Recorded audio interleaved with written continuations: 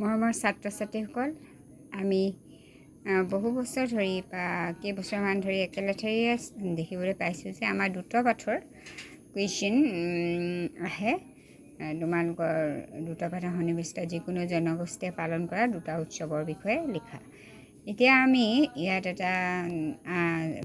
আমি এইটো লিখিব পাৰোঁ নেপালীসকলৰ উৎসৱ পাৰ্বণ। ঠিক আছে, এইটো ভালদৰে চাবা। গোৰ্খা জনগোষ্ঠীৰ লোকসকলে গোটেই বছৰজুৰি বিভিন্ন উৎসৱ পাৰ্বণ পালন কৰে।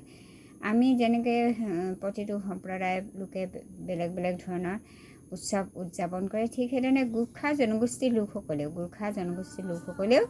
গোটেই বছৰজুৰি গোটেই বছৰটোত বিভিন্ন উৎসৱ পাৰ্বণ বেলেগ বেলেগ ধৰণৰ উৎসৱ পাৰ্বণ পালন কৰে।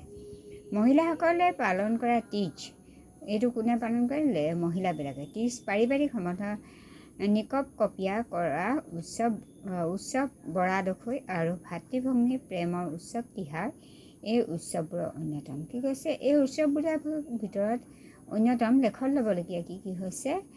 মহিলাসকলে পালন কৰা তীজ আৰু পাৰিবাৰিক সম্বন্ধ নিজৰ ৰিলেটিভৰ মাজত সম্বন্ধটো বেছি মজবুত কৰিবৰ কাৰণে পালন কৰা উৎসৱ বৰা দখৈ আৰু ভাতৃভগ্নী আৰু ভাই ভনীৰ প্ৰেমৰ উৎসৱ তিহাৰ।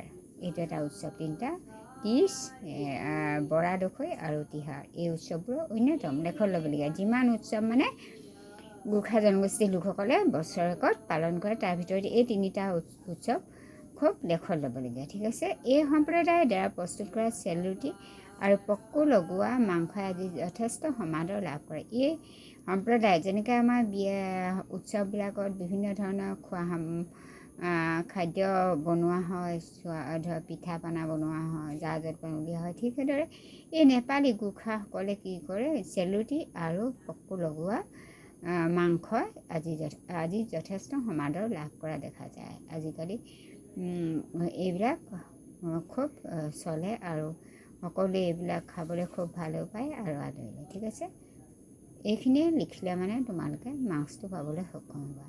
হ'ব, বুজি পাইছা? আমি যদি উৎসৱ পাৰ্বণ আহে এইটো লিখিব পাৰোঁ, আমি গোৰ্খা জনগোষ্ঠী উৎসৱ পাৰ্বণ বুলি লিখি। ঠিক আছে, আজিলৈ আহিছোঁ। Bye bye, Tata.